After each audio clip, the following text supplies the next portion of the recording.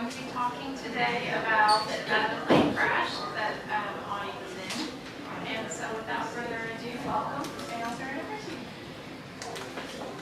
Okay, the question was asked, am I a pilot? No, I didn't grow up in an aviation family. Do we have any pilots in here?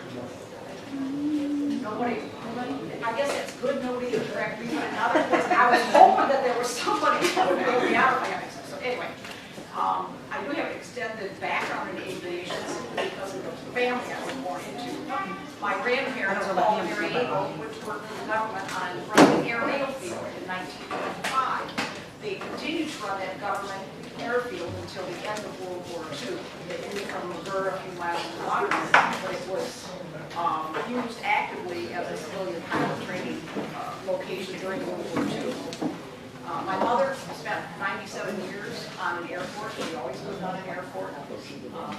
My dad came to work there as a line boy right before the war, like 1939, and ended up getting married. My dad got out of the service. He went to work for brand new airport, Rochelle Airport Incorporated, and built on that land. So I literally grew up on an airport. I went down to the hangar, that was my playground. Pilots were, my friends. And in addition to that, obviously, my dad was born in 1920, my mother in 1921. World War II was a major occurrence in our family's lives. There were times as a child that I resented the fact that I felt like I was still living in World War II because she cooked out of my grandmother's wartime supplement book, with the molasses, with sweet and stuff like that. But I very much appreciate that time in my life now. Besides the stories that my parents would tell, my father got out of it. He was Air Corps, Army Air Corps, Army at that time, and he had a pilot's license before he went in. He had to work his way through. He was certified as a co-pilot on B-17 at the end of the war. But as a child, thank God we didn't have the stupid phones and everything, and actually learned something from people who really have done things. I grew up hearing stories about hero pilots.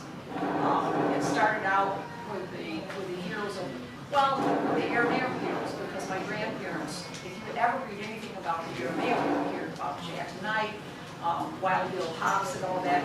They flew the east-west route, which my grandparents ran. My mother, as a child, had met all those people. Even Amelia Earhart had stopped in once.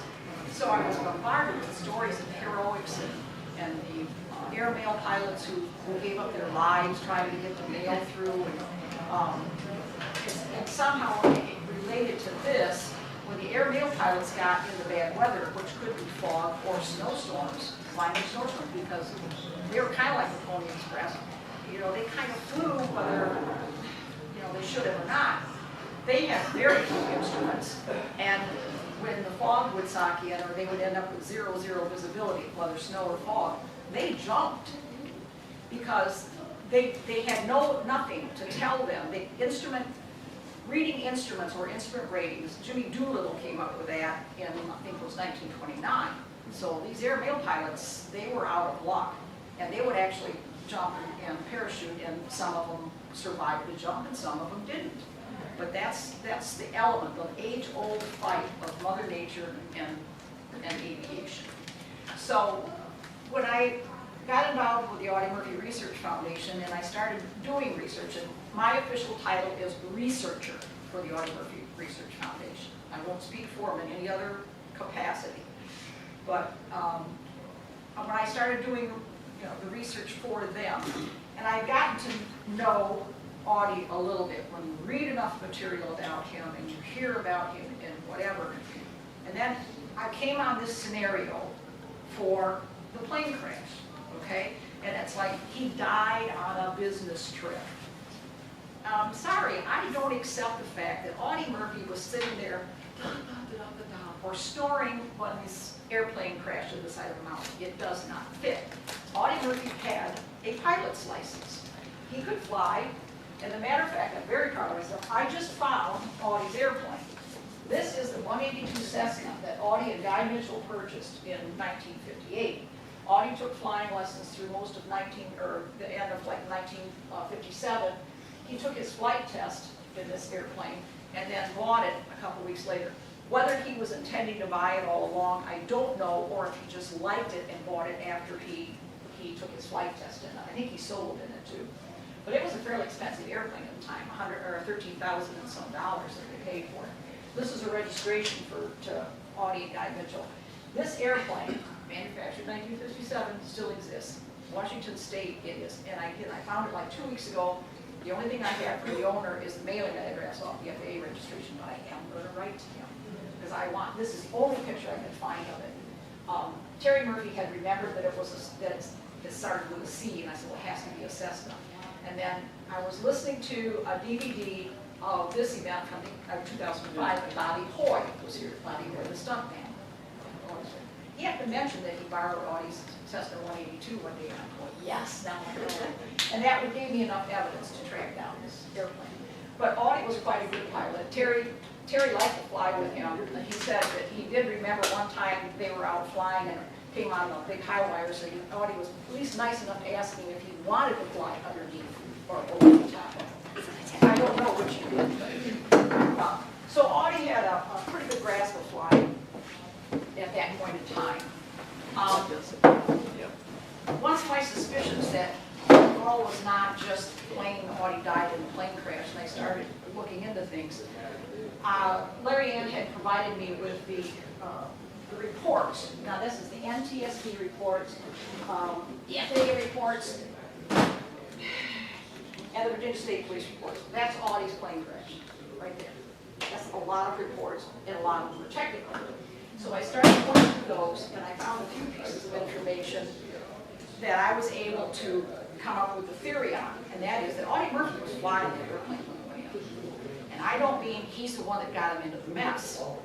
It was a mob-owned airplane through a shell. I mean, it was a mob pilot who dragged it.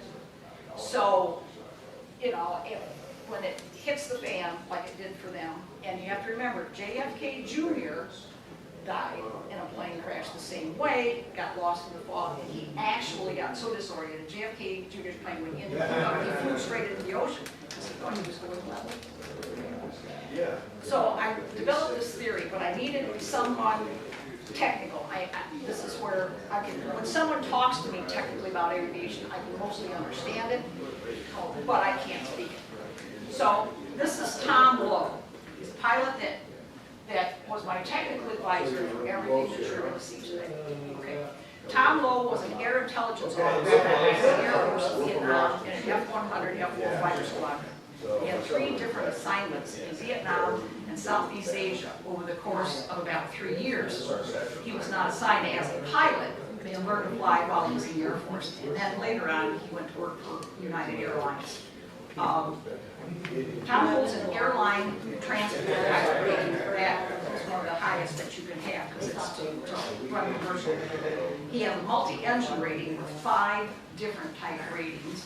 A commercial rating for airplane, single engine land, also single engine sea and glider. This is where it really makes him valuable. He has a gold sealed flight instructor rating for airplanes, and he has single and multi-engine glider, and he's an instructor on the instrument for instrument flying. He holds an advanced ground instructor rating and instrument ground instructor rating. He also has a flight engineer certificate for reciprocating engine-powered airplanes and turbojet airplanes. Tom flew for United Airlines for 33.5 years and retired as a Boeing 747-400 captain flying internationally. Tom has a total of 23,750 hours of flight time, plus an additional 5,720 flight hours as an flight engineer. Okay, he actually flew an Aero Commander 680E. Now you have to understand that there was only 100 of this conversion made in the late 50s. Only 100 of them ever made, and I found a living pilot who had flown one. I couldn't believe my luck in that. So everything that I'm going to present to you today was viewed and commented on and redone or whatever by this man. So we're working on my theory and then a lot of his technical abilities. Okay.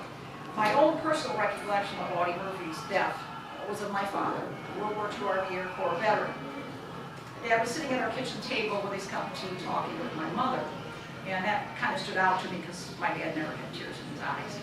My father said that Audie Murphy had died in a plane crash, and he knew I wouldn't understand what that really meant or what Audie had done in the war. But my father did Army, and my parents sure knew what he did. And my dad also seemed to be kind of hurt personally that Audie had died in a plane crash after taking on half of the German Army and the infantry. And aviation had taken this man. I kind of wish my father knew what I know now because I think he'd feel a little better knowing that Audie had died, still in the service to his country. And he wasn't simply a passenger on that plane. He was sitting in the co-pilot seat, doing what he always did, being Captain America and trying to save the day. I've been doing some research on Audie just for myself for several months. I think I really kind of... Could you speak into your microphone? Yeah. Usually I talk so loud, people tell me, well, maybe they tell me to shut up because of what I'm saying, not loud. I don't know. After reading several of the, I became a researcher for the foundation, and Larry Ann, at that, she wanted to have, obviously, the chapter of the plane crash.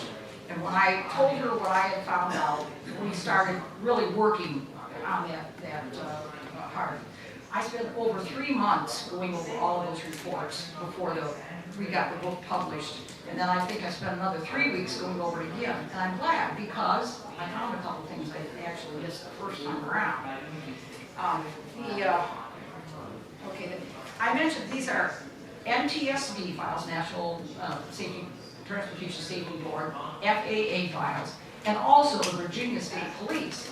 I think some people may not realize that the state police are the first investigators on an aircraft scene, obviously because there aren't NTSB agents on patrol or FAA people on patrol. As an Illinois State Trooper, I carried accident reports in my squad car.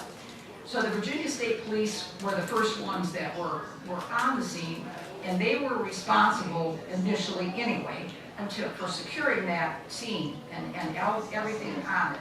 And we got a little bombshell a little while ago with the speeches downtown where there was an item illegally removed from that scene that shouldn't have been, and I'm a little upset with the Virginia State Police. There we go.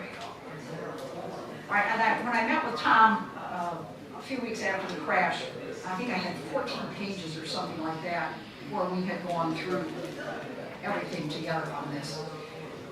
And what I want to do today, this is the first time that this has ever been presented, and I'm not an expert on it, and especially after a few things I've discovered today, I really want this to be done really in-depth by experts looked into this crash, because hopefully there's going to be some more movies coming up about Audie's life. This needs to be part of it. Audie spent an hour on that tank destroyer. He got a Medal of Honor for what he did that day. He spent probably over 2 hours in incredibly tense situation to trying to save the people on this plane, and for that problem he got he got a minute and a half on the evening news. And as far as I'm concerned, that changes today with us. He's getting more than a minute and a half from us. Besides the weather with this, because Mother Nature was a very big factor in this. There are people that still want to say, well, the mob did it. And to my surprise, even some of the law enforcement officers that were Audie's friends they worked with said, I don't know how they did it, but the mob did it. It's not even possible for the mob to have had anything to do with this because the circumstances are 100% weather related. That was one of the things Terry was always concerned about, was did the mob hit his dad, and no, they didn't. So you have Mother Nature being the main thing. The other thing that is critical to this is the pilot.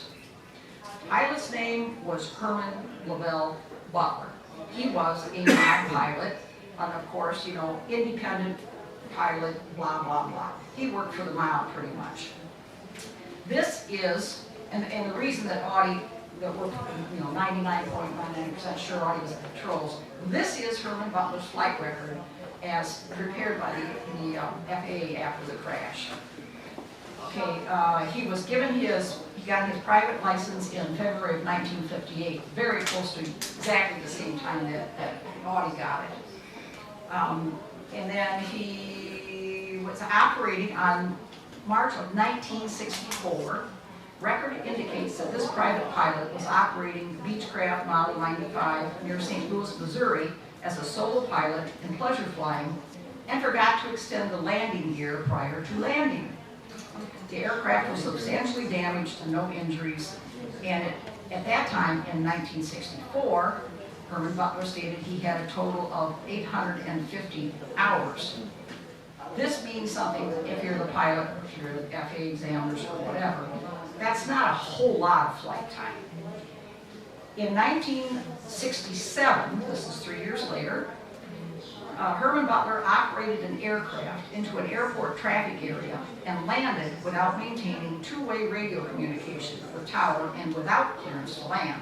15 days suspension, and his private pilot license was suspended for that. He got his twin engine rating in 1968. March 14th, 1970. About a year's difference between that and the fatal crash. Private pilot Butler operated a Piper PA-23, it's an Apache aircraft. He flew from New Orleans, Louisiana to near Lufkin, Texas, and crash landed due to fuel exhaustion. As a result of this accident investigation, he was 60-day suspension. All right, and then at that point in time, he claims that he had 8,000 hours of flying time. I find it really hard to believe that he had accumulated that many hours in that length of time. My brother, I had his logbooks, he was a crop duster, and 4 or 5 years of crop dusting, which is every day, he would get 5,000. So I think that was a lie. Anytime anybody's got questions too, just holler. So this is the pilot who was in charge, all right? He was only rated, this was a twin engine. This is not exactly a 680 mile, but it was the closest thing I could find. This is a complicated airplane. It was fancy. The 680Es were the next step up was to the jets. As a matter of fact, I think they made some of the 680s turbo eventually. So it was a very complex airplane, and Butler had 6 hours in it. That's all the flight time he had in it. All right, we are into the crash. There has always been confusion regarding the flight from Denver on May 27th, which took Audie, Jack Littleton, and Kim Doty to Atlanta. After the Arrow failed to reach Martinsville, which was their intended, I think does everybody in here kind of know the background? He was flying to Martinsville for this business meeting, supposedly this meeting with a bunch of clients.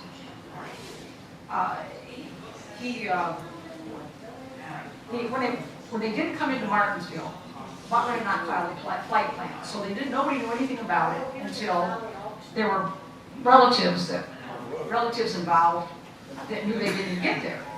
And they started getting the Atlanta flight station started getting calls from worried persons in Denver that reported that they had not reached Martinsville. But nobody had the N number. Okay? It was supposedly a red and white aircraft, and the N number that was given, and we don't know by who, but somebody in Denver never showed up as being in Atlanta. Well, that's because they had the wrong airplane. Okay. In order for Herman Butler to legally be the pilot for the ill-fated flight with only a private pilot twin engine rating, it could not be deemed a business flight. Jack Littleton prepared an agreement stating that Colorado Aviation, which was the Shell Corporation that owned this airplane, that Colorado Aviation had loaned the Arrow to him simply for personal transportation from Atlanta, Georgia to Martinsville, Virginia. And the term on loan, it was intended to circumvent the need for a pilot with a commercial pilot rating. The agreement did cover the flight from Atlanta to Martinsville, however. We don't know what intention they had about how they were ever going to go anywhere from Martinsville because the agreement didn't cover that, but you know. The Arrow was considered a complex multi-engined airplane with a cruise speed of around 230 miles per hour. Martinsville and Blue Ridge Airport were located 284 nautical miles northeast of Atlanta, and the estimated flight time for that aircraft was approximately an hour and 46 minutes, because it depends on wind and whatever. Herman Butler was the pilot designated to fly the group from Atlanta to Martinsville on May 28th. Butler had spent most of the previous couple days flying the newly acquired Aero Commander 680E from Denver to St. Louis, Missouri, to Evansville, Indiana, and while he was still en route to Evansville, according to the local newspaper in Browns, Illinois, Butler buzzed his sister's home that was outside of Brown in the Aero, which is what he did. You know, it's slightly illegal from the FAA, but that was Butler. From Indiana, Butler took the Aero on to Cooksville, Tennessee, and then on into Atlanta's DeKalb Peachtree Airport.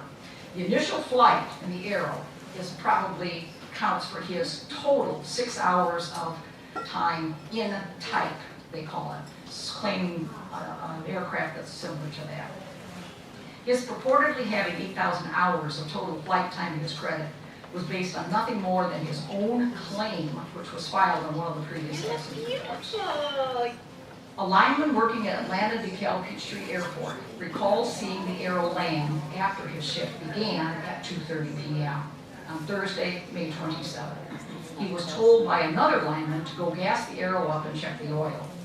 During this time, that particular lineman was servicing the Aero. He saw no one, not the pilot, not passengers, not anybody that was actually connected to the aircraft. The Aero received complete service, being refueled with 88.8 gallons of aviation fuel and 2 quarts of oil. This gave the group full fuel tanks with 226 gallons of 100-octane fuel. Flying until the tanks ran dry would have given the Aero 6 hours total of air in the time.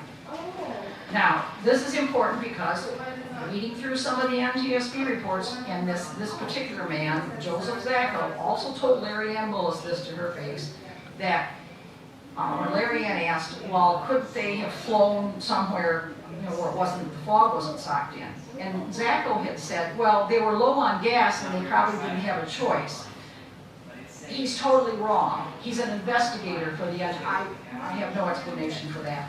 But it is important that they had enough gas for 6 hours. A normal flight to Martinsville would have been well under 2 hours.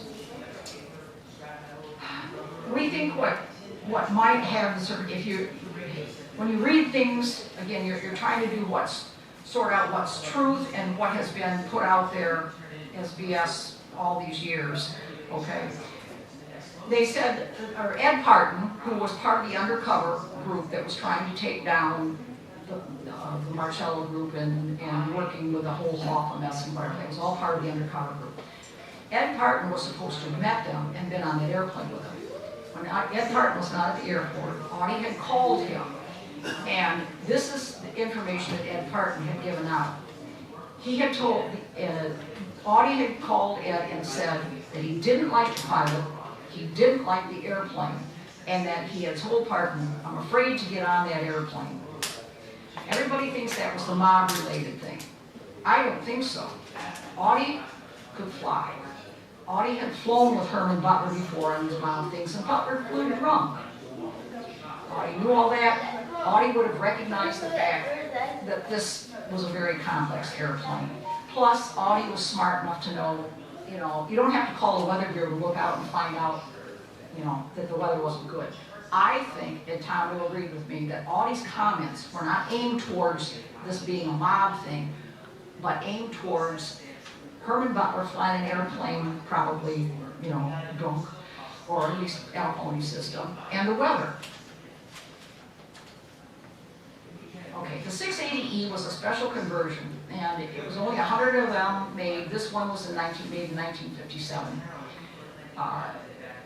Herman Butler claimed to have 2,000 hours. This is a quote, this is a quote from Tom Lowe. In those days, there were no corporate jets. Jets were just coming into the airlines, and the Aero Commander was a very high-class civilian airplane. It was a fairly high-performance airplane, and I enjoyed flying in it. Herman Butler claimed to have 2,000 hours of multi-engine flight time and 6 hours in the Aero Commander. with 8,000 hours total time and 2,000 hours of that multi-time, he was technically a fairly experienced aviation pilot.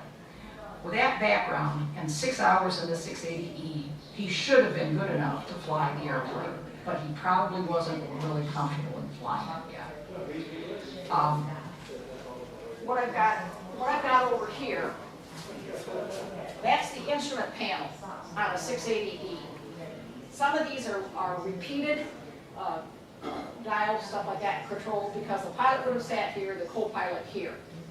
That's just part of it, of all the stuff that's on here. This here, which was, yeah, I believe on this one is right there. This is the throttle, twin engine. You have to keep them the same. You get one of those things throttle, the throttle off a little bit, and that airplane's going to start doing contortions. It's very tricky. You've got the mixture for fuel mixture. You've got that for 2 engines, also very tricky. I think the flaps are on this control. Yeah, the flaps are down here. Landing gear. I even put my glasses, I can't really tell. All of this has to be monitored by the pilot. It's not easy. This is the instrument panel of a 182 Cessna from 1956-57. Again, some of them are duplicates, but it's still, it's complicated enough that Audie, he was used to looking at this kind of thing. And this is what an aero commander will look like, very similar to that. What we're going to run into are people ask about why they got into trouble. All right, an airplane, a car, when you're driving a car, basically it's left or right. You go off the cliff, then you got one of these, what I mean. Basically, if you get lost, if you have a problem, you can pull over and you can stop and look at things. An airplane has 3 axes, all right? It can do this, it can do this, and it can try to roll axis of yaw, and it can go up and down this way. There's 3, there's the longitudinal, the lateral, and the vertical axis. None of those stop. Those are all under, you have to control every one of those constantly within the flight.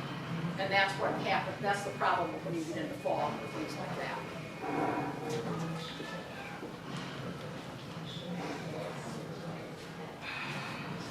And let's see, here we go. Tom Logan, normally a flight such as the one planned would have required a pilot with a commercial rating. Butler only possessed a private pilot license. It's not known why he pursued flying as a career, but did not go on to get the higher ratings of a commercial pilot or even an instrument pilot. Since this was not the first time that Butler had flown for them, nobody could figure out exactly why Alton Smith and Jack Littleton chose to hire him for this in this brand new airplane without having a pilot with better ratings. Maybe Butler failed to pursue the higher ratings because he couldn't pass the required testing, because there's a written test and flight test for these. Or in addition, obtaining a private pilot license only required a third-class medical certificate. That's not all that hard to get a third-class medical. To move on to the higher ratings requires the more stringent second class and then the first-class medical. And guess what? They take blood tests. And if you're a drunk, they knows it, and you're not going to get it. That's kind of what we think was the reason that he didn't go up. And perhaps it was the reason that he didn't, because he couldn't pass the medical, that's why he didn't go up to the higher ratings. Whatever the reason, Herman Butler was well aware of his own shortcomings as a pilot. Okay, we're going to start now with the crash. In a letter written by John Pennell from the Atlanta Flight Service Station, he states that on 8:52 p.m. on May 27th, and Audie and the rest of the group were dining out at the time, so we know that Butler was by himself when he made this call. He wasn't with the rest of the group.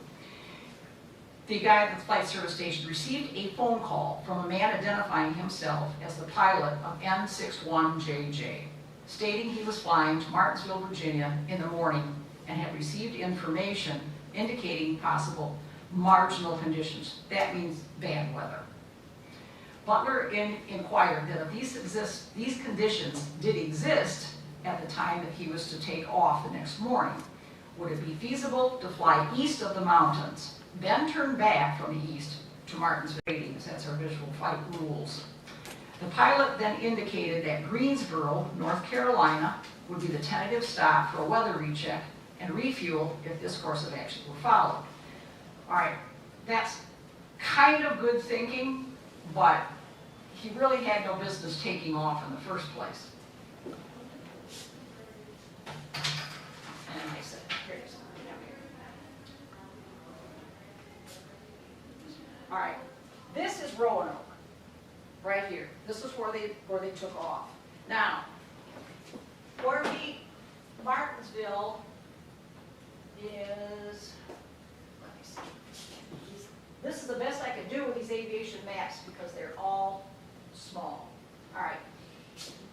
Here is Greenville. This is where he was thinking he was going to go. Then he could go up here and over where Martinsville is. This is the mountain range. That's what he's talking about, staying east. This is Blue Ridge Mountains. All right. Visual flight rules. People follow, the pilot actually looks down and follows stuff that you would drive, like 4-lane highways, railroad tracks. If there's one track or 2 tracks and you know where you're going, riverbeds. They have to see what they're flying towards. They don't just say, okay, I'm going to go at this angle and this way. That's not what VFR is. Okay, Butler's plan was to follow a 4-lane highway up to Greensboro. And then, I had that marked out. Here we are. Here's Charlotte. And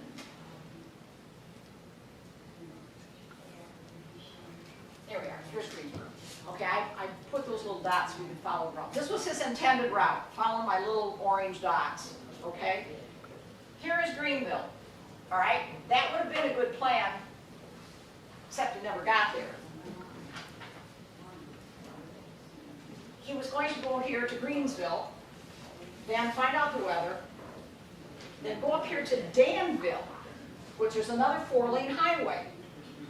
Then if they got there, he could follow a 4-lane all the way over here to Martinsville. Good plan, I guess, if you can see. But when you got fog, it goes all the way to the ground a lot of times. This was their intended stop. They never even made Greensville. That means they actually were lost somewhere down in here. So when they crossed over, here was Martinsville. Herman Butler planned on crossing over into Virginia, way over here in Danville, and then going to here. Where he did cross over, there, 85 miles farther west. And they had no idea where they were. Here's your mountain range, right there. Makes a lot of difference, all the difference. So they never reached Greenville. Okay, the contingency plan was to keep the aircraft well east of the mountains and east of Roanoke, should they decide they have to head there. Roanoke had a lot larger airport and had more equipment and whatever. So that was the other thing. Roanoke is almost straight north of Martinsville. So in aviation, this is the way that I grew up, or I was taught by my brother, my dad, whatever. There's a rule of 3 in aviation. If you get in trouble and have a problem, error number 1, you fix it as soon as you can, because you can have error number 2. When things start to go wrong, they start to go wrong. If you can't get number 2 fixed, and that 3rd one comes, you're dead. The 3rd error is just always the last one. So that's why an instructor encourages a beginning pilot. They have an original problem, that very first one, they need to take it seriously. Based on the events of Butler's previous suspensions from the FAA, Tom Lowe commented, he apparently was a fellow who pushed the envelope of flight somewhat, and I would say probably was somewhat deficient in the decision-making problem and the decision-making level that's required to even be a competent pilot. And that was Tom's way of nicely putting, summing up Butler's abilities. Butler's first and biggest mistake was taking off for Atlanta and by choice flying into marginal weather conditions. Soon after the takeoff, problems began. Like I said, we don't know how soon, but he wasn't even ever close to Greensboro. The Arrow took off from Atlanta at 9:08 a.m. on Friday, May 28th. By normal flight standards, they should have reached Martinsville by 11. Following Butler's intended bad weather route, they should have made Greensboro, North Carolina before that, but they never did. By the time the aircraft had put the Carolinas behind it and crossed into Virginia, unknown to Butler, he was already way off course to the west. The aircraft crossed over near Gallix, Virginia, a distance of over 50 miles farther west than Martinsville and over 80 miles farther west than Danville. By the time the Aero Commander reached the Gallix, Virginia area, Butler had been flying under pressure for an extended period of time. It was reported to have been first seen in the Gallix area around 10:30 to 10:45 a.m. and then in that area for an additional 30 minutes or more. Now, when I'm talking, I say Butler was flying, Butler was flying. When Tom and I first went through this, we went through the scenario as it is in the reports, that Herman Butler was at the controls. We think Audie actually took over soon after they got in trouble, not probably within 20 minutes or a half hour outside of Roanoke. So flight time to Gallix would have roughly corresponded with the normal flight time to Danville. Between the scud running, which is going down, we're talking 100 feet to 200 feet so you can see the ground. And 100 feet, well today with all the windmills and stuff, oh, you couldn't even do that now because they're so tall. But you try to get a glimpse of something on the ground that will help you identify where you are. You might get lucky even and find a water tower with a name on it, but outside of that you're looking for absolutely anything to help you identify your position. But also let your body know, your brain know that you're actually flying level, that you're not doing this. So that's scud running. Lamo gave this insight into what was going on by this time inside the aircraft. It's hard to second guess because you don't know what is actually going on, but I would say as a non-instrument rated private pilot, even though he was supposedly well experienced, I would think that in the conditions he was flying in, scud running, with the low clouds, the low visibility, his, meaning the pilot, his panic level was starting to get fairly high. I don't know for certain if he had anybody in the right seat, and again, we're operating on the fact that, that Audie's not there. He had no help in the cockpit, so between trying to see where he was going, flying the airplane, maybe trying to work the radios, trying to figure out where he was probably getting overloaded and very anxious or scared, and he didn't know what to do. All right, Tom Lowe found when he was doing this, he brought a book with him. It was one of Tom Clancy's, it's called Red Robin. Tom was fascinated by this one comment that Tom Clancy made. This is a description of a KGB agent in this book. Look, what if he was one of those who just didn't rattle, like Audie Murphy? But how? How many people like that were around? Okay, and Audie Murphy was, one in, what did they say, 8 million? And he had no idea what was inside of him until it just popped out like that one day. All right, by this time Butler's passengers had to know there was something very wrong. And the only experienced pilot on board, besides Herman Butler, was Audie. Well, Audie's pilot's license was current. He was only rated to fly single-engine aircraft and was only known to have piloted single aircraft. During that period in time, in order to earn a private pilot license, a person had to spend some time, what they call under the hood, which is a method to teach instrument flying. And that's actually, they'll actually put a hood over your head so that you can just see the instrument gauges. That's it. And that's how you have to pass your tests. You can't see outside. You're taught to rely only on the thing. Tom says, I started flying in 1964, taking license and working on getting my private license. At the time, during your private pilot training, you had to have some basic instrument training. They had a plastic hood over your head and it's restricted your vision, but you couldn't see outside. It's called simulated instrument conditions. And we learned the basics of instrument flying. We learned how to fly straight and level, we learned how to make turns. We learned to make climbs, make descents, we learned to make climb returns. Then we had what was called unusual attitude recoveries. And that's where a student would take their hands and feet off the controls because rudder pedals are on the feet.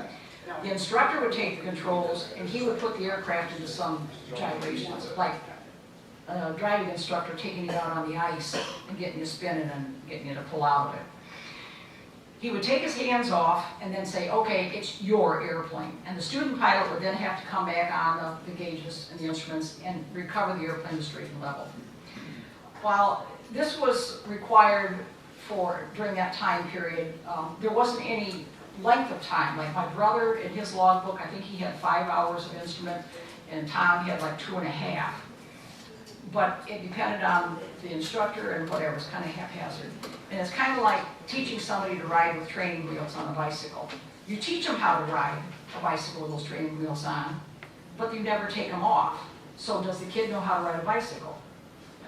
Yes and no. He has no experience at it, that's the only problem. All right, so Tom continues. Butler's out flying this thing in solid instrument flight rules, right, conditions. I mean, this would be an extremely marginal situation, a very, very high stress one, and he would be lucky if he could keep the thing going straight and level. It's called somatographic illusion, or spatial disorientation. There's an actual name for it. Flying an aircraft is different than driving a car, and we went through that. Tom says you have to learn how to fly the instruments, and that involves a scan of all your instruments constantly, between the attitude indicator, the altimeter, the rate of climb indicator, your compass, and throw in whatever your engine instruments and stuff are doing. It's quite easy to become disoriented. Even as an instrument qualified pilot, when you're in solid instrument flight through IFR conditions, especially when you are hand flying the aircraft, that means hands on the wheel, not autopilot. It's a full-time job just to keep the airplane doing what you want, what it's supposed to be doing. The actions of the aircraft, which were observed and later documented by witnesses in the Galaxy area, show the aircraft spent possibly as much as 45 minutes to an hour in that area. It was last seen or heard by those witnesses in the Galaxy area around 11:30, and then it was observed farther north in New River about 12 noon. During the time the aircraft was noticed by persons on the ground, it was reported to be a light-colored twin-engine airplane, which was flying at around 100 to 200 feet and kept bouncing in the sky. One witness said it seemed to go up in the clouds and come back down. One of the most important witnesses, who is still living, and I've tried emailing him and getting hold of him several times, and I can't get an answer back, was a guy whose name is Larry Chambers. And at the time, and even though retired, he's still part-time with them, he was a reporter and photographer for the Galaxy Gazette.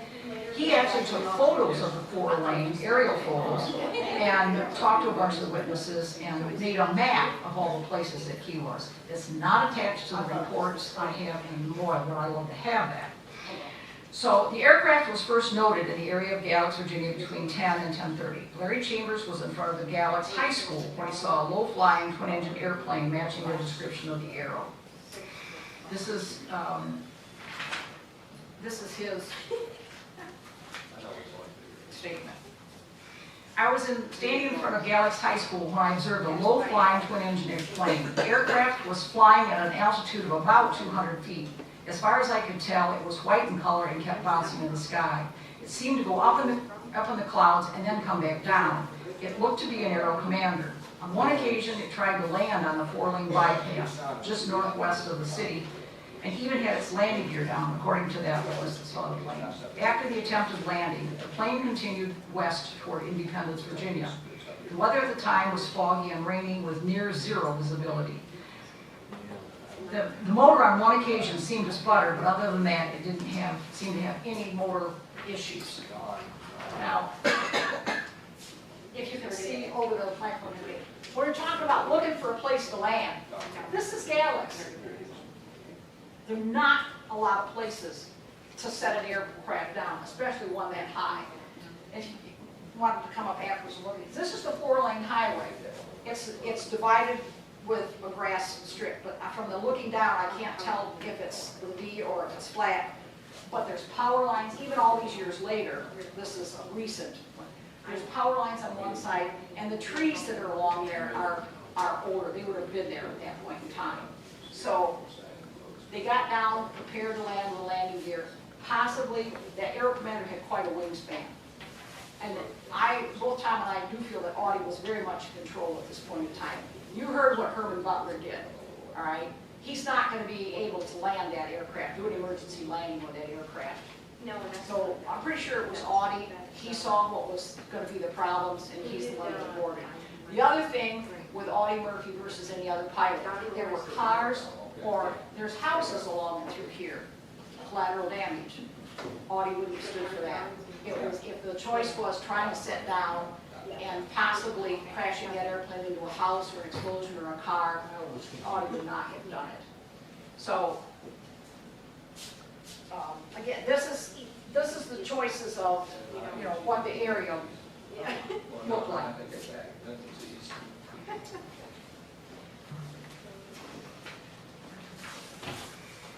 The next witness on the record to observe the error was Tossie Williams, and that's Mr. Williams. He lived at Roseland Road in Galax, which is off to the, I believe, actually, the little green dot right there, that would be where Tossie Williams lived in relationship to the 4-lane. So they were probably turning over his house to get to it. On May 28th, between 10:30 to 10:45 a.m., I heard an aircraft fly over my residence, and I went out of the house to observe an aircraft flying at an altitude of about 100 to maybe 200 feet. At that time, it was raining. The twin-engine aircraft came from a southerly direction and made a left turn. I observed 3 paint stripes just outboard of the engine. The aircraft was flying slow. The landing gear was not visible. The aircraft again circled over my residence and headed in the southeasterly direction.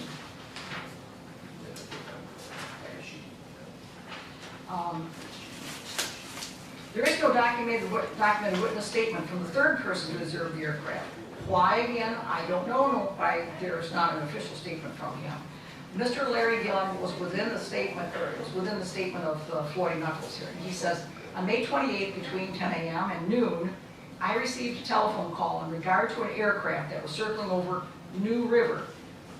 New River is way farther north. New River is all the way up in here. That's a lot farther north than what I had noticed before. And remember, he thinks he's over here. Okay, that's where their intended route was supposed to take them. This is 2 miles northwest of the city of Galax at an extremely low altitude. I then had dispatched a man to the Twin County Airport to try and contact the aircraft on Unicom frequency to render any assistance in the event the aircraft was lost. No contact was made. The Twin County Airport has an operating radio beacon located on the field. I did not see the aircraft, although I did hear it pass over the city of Galax. The weather conditions at that time were estimated ceiling 300 feet, visibility between a half and 1 mile, and light rain with ridges obscured, and the time was approximately 11:30. Enlisted below are 3 persons who observed the aircraft flying 1 mile west of the city of Galax and will make a statement. Mr. Gillum, who was a private pilot, observed the aircraft with the landing gear extended. And again, why was there no statement from this man? The next statement is from Miss Joanne Horton. It says, I am writing to you about the airplane I saw. It circled about 20 or more times around our barn and around my house. And it was low and the lights were on, flashing on and off, landing lights. It was down real close to the power lines, and it acted like it was going to land behind the barn. I thought several times it was going to land. The sound at that time was okay. It was just like an ordinary sound for a plane. It was real clear here at this point in time when it was flying around here. I thought about going to the telephone and calling the police about it because it was so low. At one time, it sounded like it was going to come right into the house. Last time I saw it over in another field, circling around it, and it was foggy over there. And I could see every once in a while come out of it, and that was the last place I saw it. She lives over the area of where the golf course down there and stuff is now. There were a few greens, you know, it's kind of like the, it could have made a good landing strip with the exception of they weren't long enough for that arrow. But I'm sure that's why they spent so much time over there, because there weren't trees in some spots.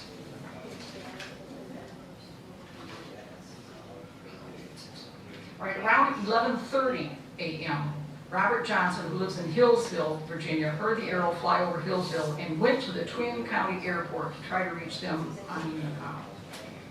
I heard an airplane lost in the clouds over Hillsville, Virginia. This was around 11:30.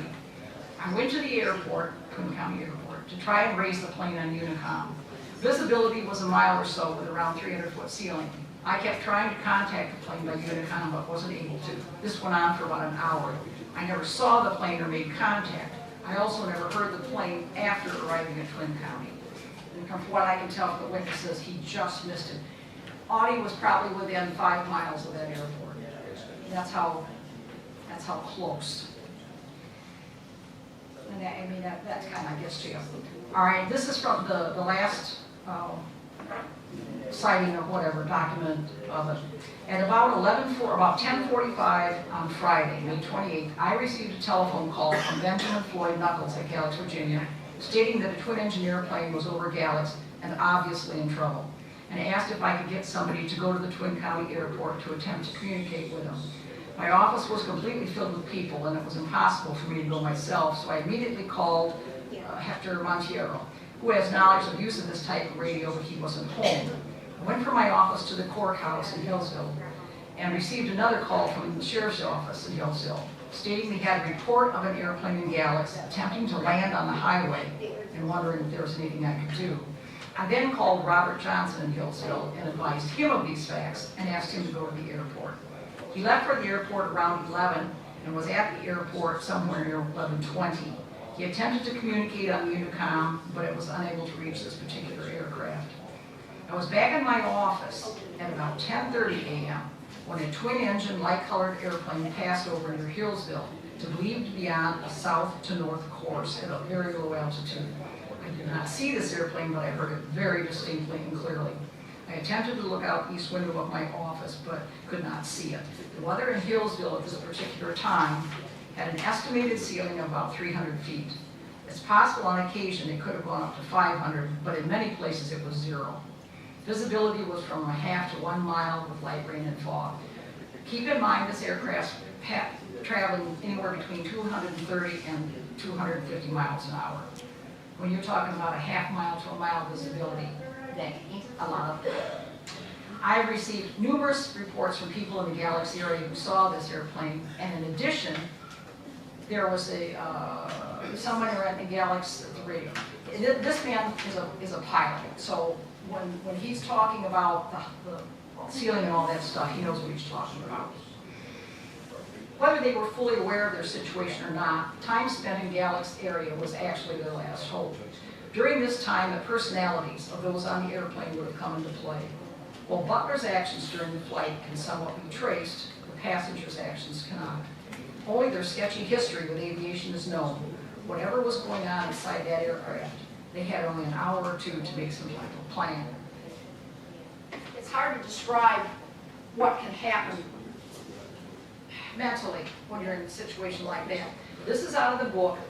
This is describing an incident when Dalton Smith was looking for an airplane to buy right before the arrow. He was looking at a different airplane to buy. Okay, strangely enough, one of the investors in this company, he got duped into it, was the astronaut Gordon Cooper. Okay, so Dalton Smith loved planes and he was looking to buy one.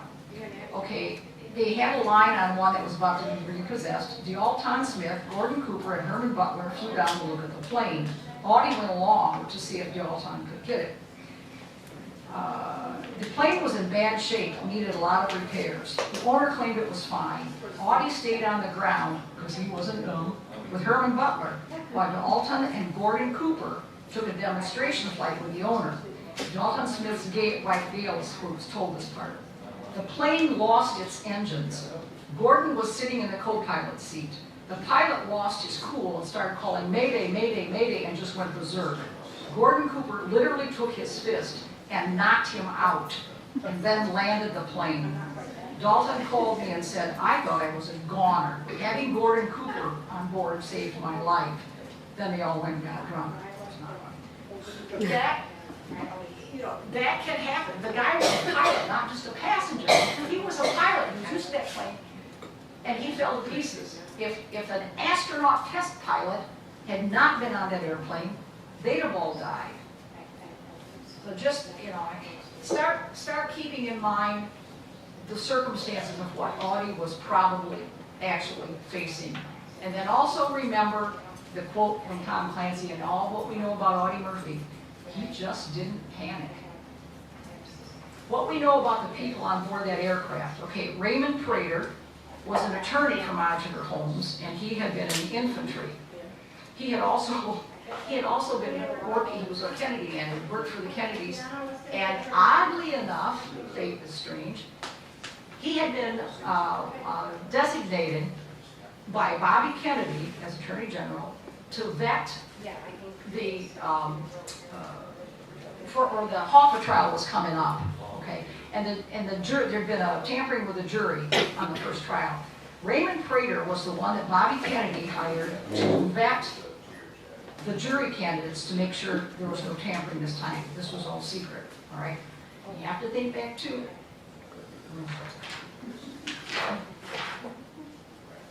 Okay, when I talked to Larry, he said I could go after 2:30.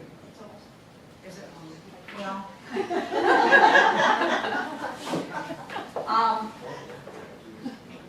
Yeah, that's not good. Let me see what else is. You see why I worked on this for 3 months.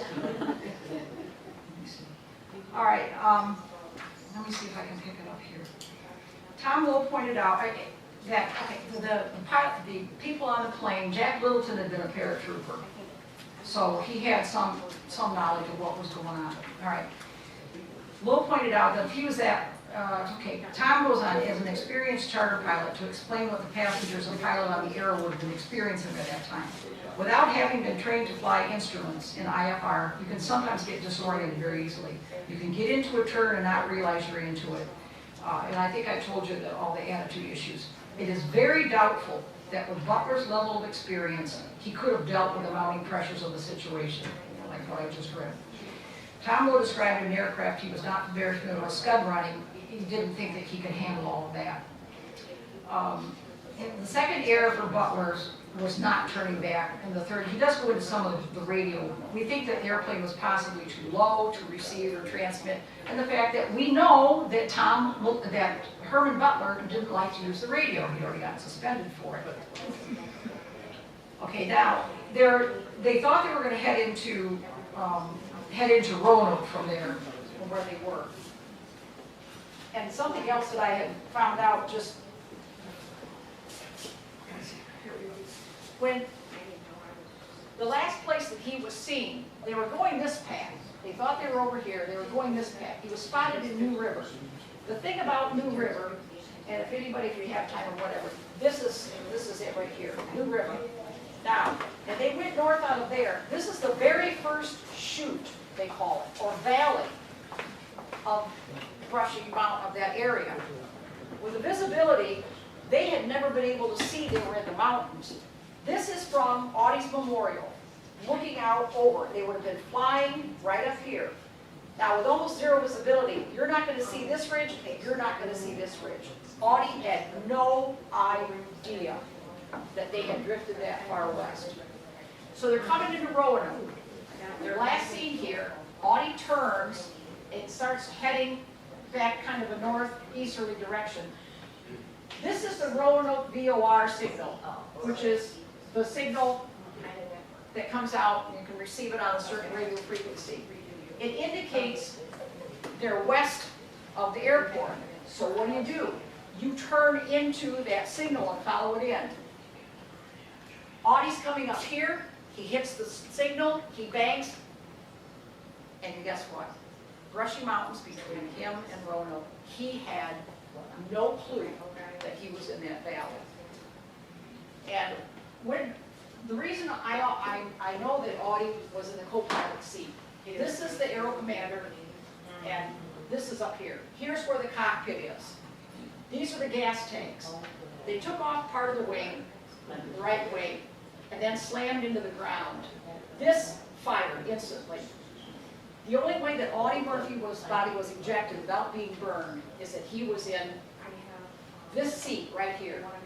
Based on Audie's injuries, and unfortunately due to my work as a patrol officer, his injuries are consistent with taking out that windshield. Audie was ejected out of the aircraft. Audie was ejected out of the aircraft, sustained injuries that the aircraft burned. This is all burned. This is what's left. Audie's body is here, and then let's see, Audie's body is up right there.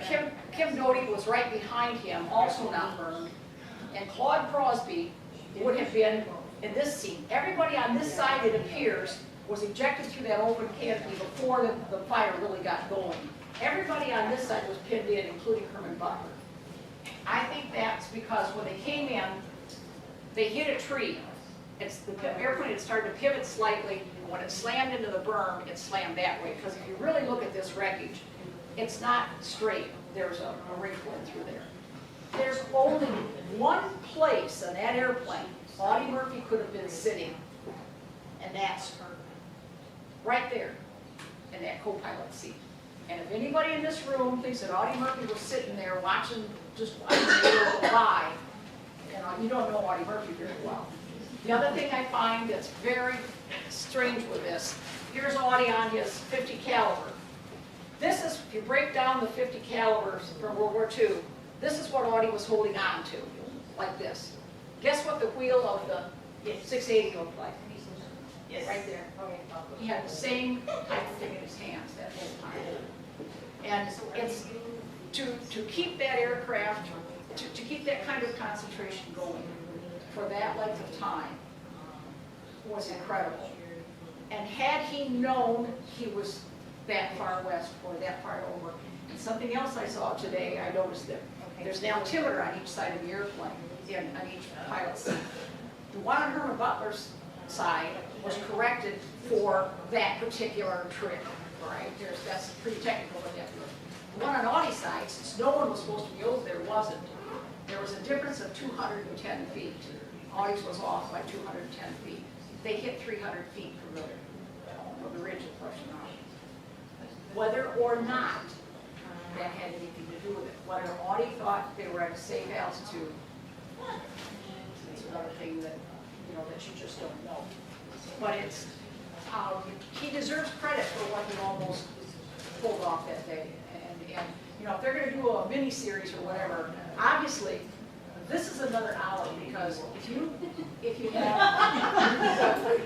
any idea of what was going on in the passenger department, and did Audie have to what kind of discussion did he have to have with Herman Butler? We figure Butler was doing charts, trying to figure out where they were. He was doing the engine trim and everything. Audie didn't dare take his eyes off of those instruments. And we're talking for a length of over 2 hours. No bottled water, no bathroom breaks, no nothing. You know how they navigate? There you go. And you know what? Then you flip it over. And you're flying along, you're trying to spot 4-lane highways, railroad tracks. Oh, do you think one man did that? Do you think one man for 3 hours did this and stared at those instruments in order to keep their time? So, Audie Murphy was flying that airplane. He was trying to be Captain America, just like he always was. If anybody wants, I'll leave this up for a little while. I want to go watch that flight too.